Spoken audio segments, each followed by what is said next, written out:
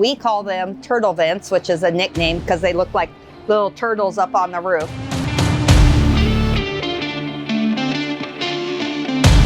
Box vents have been around for roofing for as long as I know of. They're a pretty old technology and they have a lot of names. We call them turtle vents, which is a nickname because they look like little turtles up on the roof.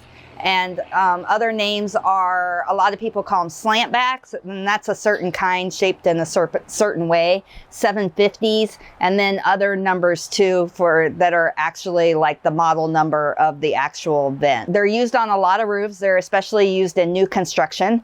They like them because they're cheap and they're easy to install. We don't really like them. What we use them for mostly is for bathroom exhaust vent. And so if it has an actual pipe connected through the attic and we're putting it on the roof, then we will use them to ventilate that attic fan, which you always want to have ventilated, by the way. Don't ever let that thing dump in your attic because it dumps moisture into your attic. But that's a side note. But we don't like to use it as a form of attic ventilation. And the reasons that I don't like to use it as attic ventilation is, well, for starters, it just takes so many of them to reach the numbers of square footage that you need to exhaust that attic that it's an eyesore. And most roofs that you see that have turtle vents on them for ventilation don't have enough to vent that attic. They're grossly underventilated. And every hole that you put in your roof is a potential leak. And so you don't want to put holes in your roof for components just to have them. And so if you bring it up to the level you need to properly ventilate it,